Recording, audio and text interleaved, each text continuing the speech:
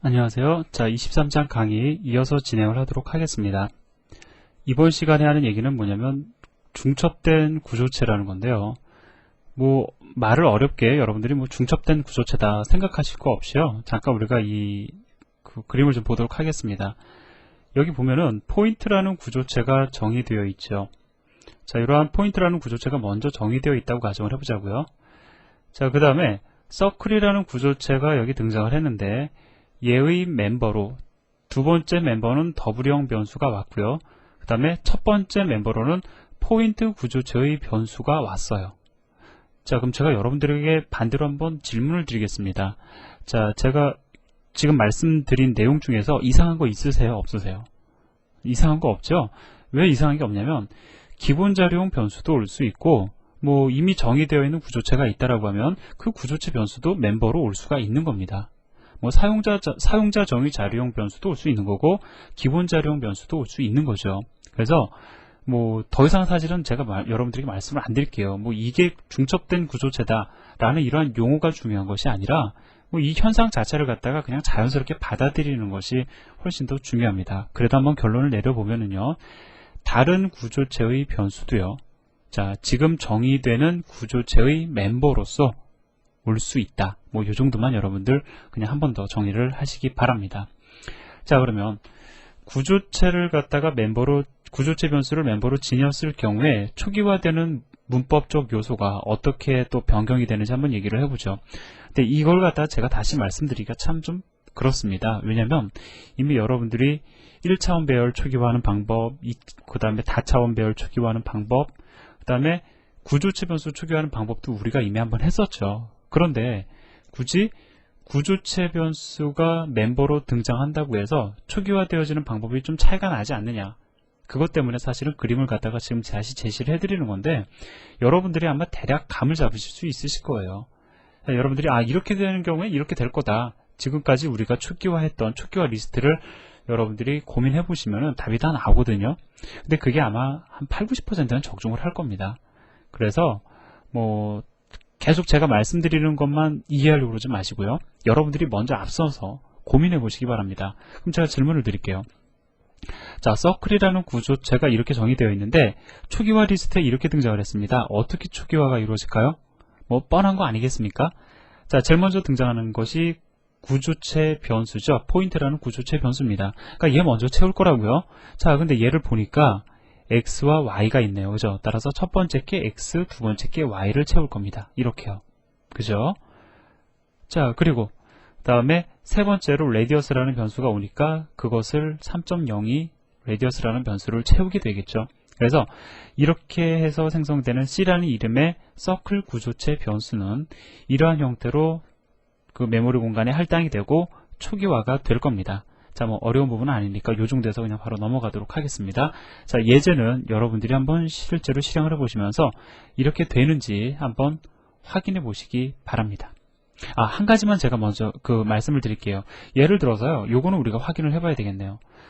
자, 이 X 접근을 하려고 하면 어떻게 접근을 해야 될까요? 자, 단순히 지금 이름이 C다라고 해서 C.X는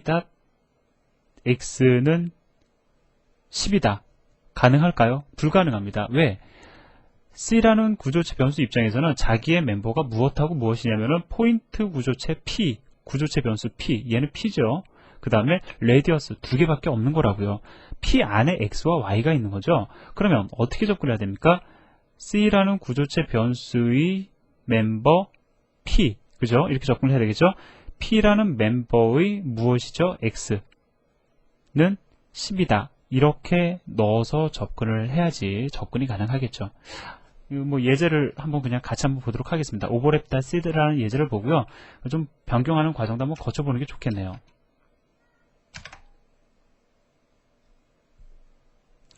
자, 이 예제인데요. 제가 그냥 넘어가려고 했는데 또 그런 부분이 있어서 한번 같이 확인을 해보도록 하겠습니다. 자, 이걸 복사해서 그대로 가져다 놓고요. 자, 그 다음에 요거는 아직 우리가 얘기를 안 했으니까 주석 처리를 하고요. 자, 그럼 이거를 주석 처리를 하면 여기서부터 여기까지도 주석 처리가 돼야 되겠죠. 자, 지금 보면은 C1이라는 이름으로 구조체 변수를 선언하고 있어요. 자, 그러면 서클이라는 구조체는 포인트라는 구조체의 변수를 멤버로 포함하고 있으니까 얘가 먼저 등장한 겁니다. 그죠? 자, 얘가 먼저 등장을 했기 때문에 초기화 리스트 첫 번째, 두 번째 걸 통해서 포인트라는 구조체의 변수 P를 초기화할 겁니다. 따라서 어떻게 되죠? X는 10, Y도 10, 레디어스는 1.5가 되겠죠. 자, 그러면 예를 들어서 X에 접근한다. 어떻게 해야 될까요? 그냥 한번 우리가 이 그림을 통해서 읽어보면은 서클 구조체 안에 존재하는 포인트라는 구조체 멤버 P 안에 존재하는 X에 접근을 한다라고 우리가 표현을 해야 되겠죠? 어떻게 쓰면 됩니까? C1.P.X로 쓰시면 되는 거죠. 자, 마찬가지로 C1.P.Y. 자, 이렇게 접근을 하시면 X, Y에 접근이 가능한 겁니다. 자, 뭐 실행을 따로 해보진 않고요. 다시 원점으로 돌아와서, 자, 그렇습니다. 다시 정리를 해드리면요, 비록 우리는 결과적으로 X도 있고 Y도 있고 레디어스도 있는 걸 알지만 서클 C 입장에서는 포인트 변수 P와 레디어스가 전부다라는 거죠. P 안에 들어가야 X, Y가 있다라는 겁니다. 그래서 우리가 자, 이 접근 연산자를 두 번 써야 X와 Y에 접근 가능하다라는 거죠. 자, 여기까지 정리하고 다음 얘기로 넘어가도록 하겠습니다. 자, 제가 케이스 1, 중첩된 구조체 변수의 초기화 방법 케이스 1은 제가 설명을 드렸는데요. 자, 예를 들어서 이렇게 중괄호가 올 수도 있다는 걸 여러분들에게 말씀을 드리고 싶어요. 그러면 이 중괄호가 무엇을 의미하는 거겠습니까? 여러분들도 그냥 여러분들이 한번 먼저 앞서서 그 결론을 내려보시기 바랍니다. 자, 그렇죠? 뭐 아마 제가 지금 말씀을 드리는 거하고 일치할 거라고 생각이 드는데, 자, 이렇게 일치하고요. 자, 초기화 리스트가 지금 등장을 했는데 첫 번째로 등장하는 멤버가 구조체 변수이니까 그 구조체 변수를 여기에 등장하는 중괄호, 그 다음에 여기 중괄호 등장하죠? 이 중괄호 안에 있는 데이터로 초기화해라 라는 의미로 이해할 수 있을 거라고요. 그죠? 그래서 X와 Y가 각각 1과 2로 초기화가 되고, 즉 얘는 포인트라는 구조체 변수 P를 초기화하는 데 사용이 되어야 된다라는 뜻으로 중괄호가 사용이 된 거고요. 그 다음에 뭐 3.0은 자, 레디어스라는 변수를 초기화하는 데 사용이 되는 거죠. 자, 그래서 이렇게 지금 여러분들 케이스 1이나 케이스 2를 보셔서 아시겠지만 그 멤버의 개수와 실제로 그 멤버의 개수라기보다는 그 초기화 시켜줘야 될 변수의 개수와 데이터의 개수가 일치를 할 경우에는 중괄호가 있으나 없으나 차이가 없습니다. 그런데 만약에 그 개수가 차이를 보이면은 중괄호는 또 다른 의미를 지니게 돼요. 자, 이 그림을 통해서 보도록 하죠. 자, 지금 보면은 초기화 시켜줘야 될 변수는 총 3개입니다. 그죠? 근데 데이터가 2개예요. 어떻게 초기화가 될까요? 그냥 순서대로 채워 넣으시면 돼요. 1과 2가 채워지겠죠? 그러면 얘는 디폴트 0으로 초기화가 됩니다. 그런데 1과 2의 앞에다가 1 앞에다가 중괄호를 갖다가 예를 들어 붙였다고 가정을 해보자고요. 이렇게. 그럼 이건 어떤 의미가 되는 거죠? 자, 첫 번째 멤버로서 구조체 변수가 오는데 그것을 이 중괄호는 그 구조체 하나를 완전히 담당을 하는 겁니다. 처음에 오는 구조체 변수를 이걸로 초기화시켜라. 근데 지금 보니까 어때요? 데이터는 하나인데 변수는 2개죠. 그러면 무조건 순서대로 앞에 있는 거 1로 채워주고 부족한 거는 디폴트 0으로 채워질 겁니다. 그리고 나머지 2가 레디어스를 초기화시켜주게 되겠죠. 그래서 만약에 개수가 틀릴 경우에는 이 중괄호가 지니는 의미는 또 다른 국면을 보인다는 거 더불어 기억을 하시기 바랍니다. 뭐 어렵지 않으시죠? 우리가 이미 그 배열할 때 이거 지금 마치 무엇하고 비슷합니까? 2차원 배열 초기화하는 거하고 많이 비슷하죠. 자, 여기까지 정리를 하고요. 그럼 예제 마저 실행을 해볼까요? 이왕 실행을 한 거니까. 자, 이제 주석을 갖다가 해제를 해도 여러분들이 다 이해를 하실 수 있는 코드입니다. 자, 실행 결과를 통해서 여러분들이 예측을 하시는데 그냥 실행하려니까 좀 재미가 없네요. 그죠? 자, 이거 하나를 비워보도록 하죠. 자, 그럼 어떻게 될까요? C2의 X는 30이 될 거고 Y는 없어요. 지금 더 이상 채울 게 0이 될 겁니다. 그 다음에 2.4는 레디어스를 초기화시켜주게 되겠죠. 우리는 이 실행 결과에 포커스를 맞춰서 보도록 하겠습니다. 자, 컴파일하고 실행을 해보니까 자, 제가 말씀드린 대로 30과 0, 그 다음에 2.4가 출력이 되고 있는 걸 확인하실 수가 있을 겁니다. 제가 뭐 굳이 막 매핑시켜서 강의를 해드리면 여러분들 지루해요. 이 정도 제가 설명을 드렸으면 여러분들이 직접 또 이렇게 예제도 바꿔보면서 제가 설명드린 내용을 정리하시기를 부탁을 드립니다. 다시 원점으로 와서요. 자, 그래서 케이스 2까지 말씀을 드렸고요. 자, 이번에는 typedef라는 키워드에 대해서 제가 좀 설명을 드리고 이것을 우리가 구조체에 활용하는 방안에 대해서 얘기를 해보도록 하겠습니다. 자, 여기 보면은요, typedef 키워드예요. 근데 이것은 무엇을 선언하는 거냐면 이 키워드의 모든 의미가 담겨져 있습니다. typedef, definition, 정의한다라는 거죠. 새로운 타입을 정의하겠다라는 겁니다. 타입을 갖다가 define, 정의한다라는 뜻이죠. 내가 타입을 정의하겠다라는 겁니다. 자, 그러면 그 정의를 하는데 어떻게 정의를 하냐면 여기 보니까 이름을 지어준다. 우리 이대로 나가자고요. 이름을 지어준다. 타입 데피니션, 이름을 지어준다라는 뜻입니다. 자, int라는 이름에다가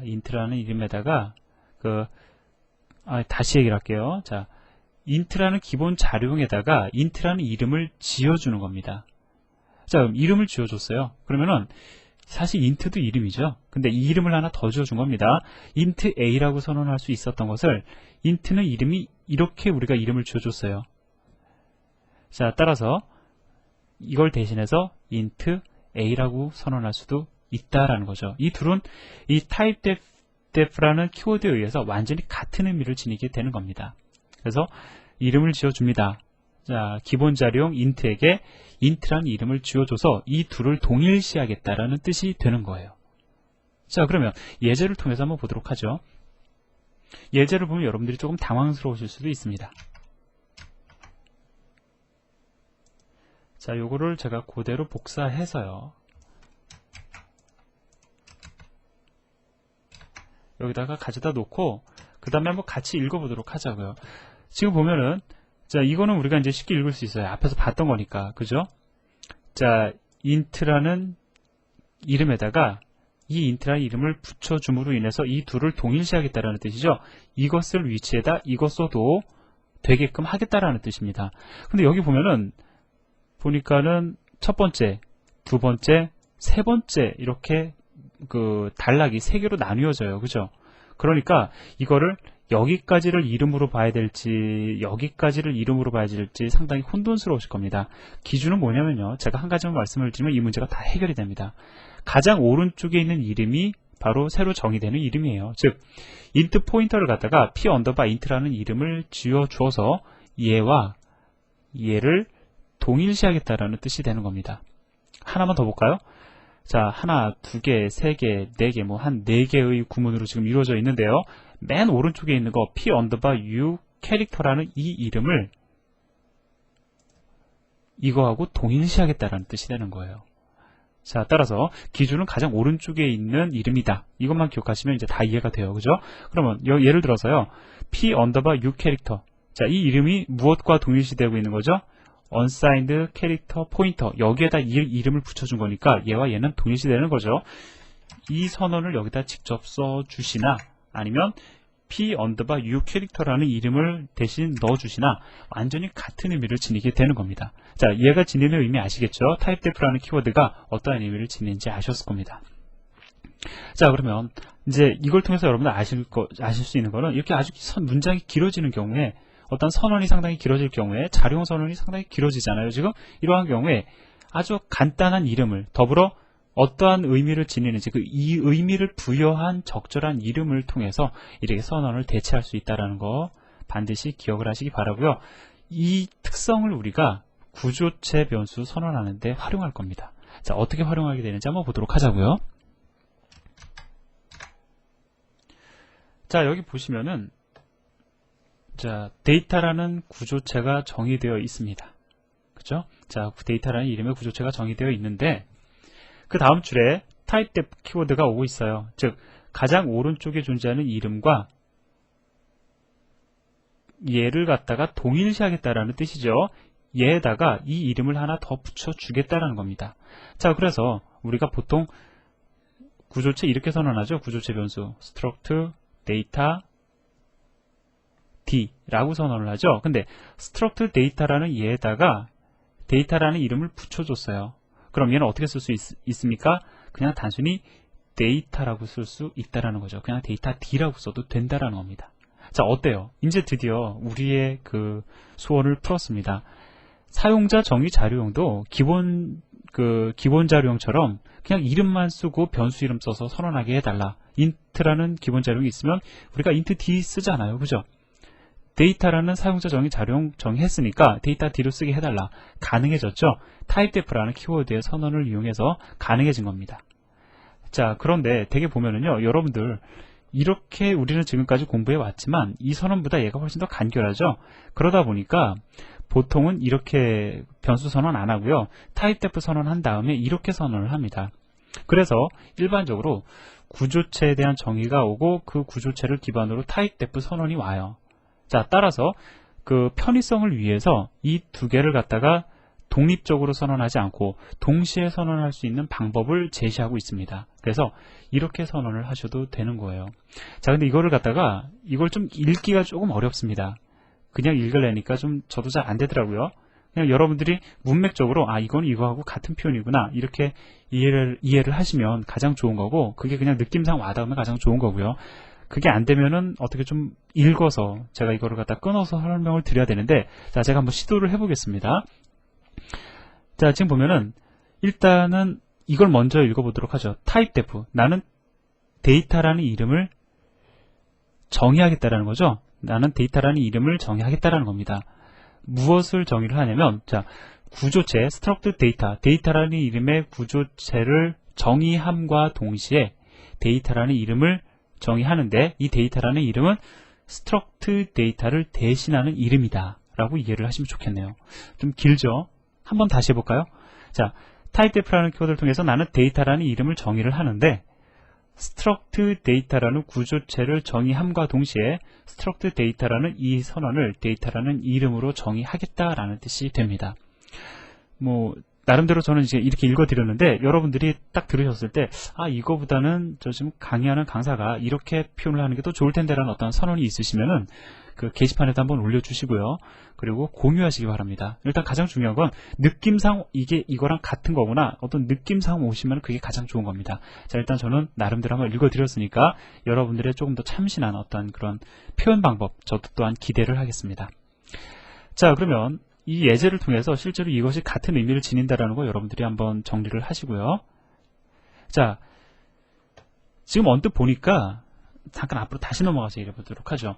언뜻 보니까 이제 이러한 그 정의를 통해서 우리가 데이터 D 이렇게 선언이 가능하죠. 변수를 이렇게 선언을 할 수가 있습니다. 우리는 이때 사용한 이 데이터라는 것은 이걸 선언한 거죠. 이걸 이용한 거죠. 자, 그러다 보니까 이걸 잘 사용을 안 하게 된다라는 거죠. 그러면 이러한 경우에 이거를 갖다가 아예 빼버릴 수도 있어요. 왜? 이거 잘 사용 안 하니까. 그래서 여기 나와 있는 것처럼 이러한 선언을 함과 동시에 그 보통은 이 struct data D 이런 식으로 우리가 변수 선언 안 하기 때문에 얘를 빼서 이렇게 쓸 수도 있다라는 겁니다. 그러면 혹시 이거하고 이거하고 완전히 같은 문장이냐? 같은 건 아니에요.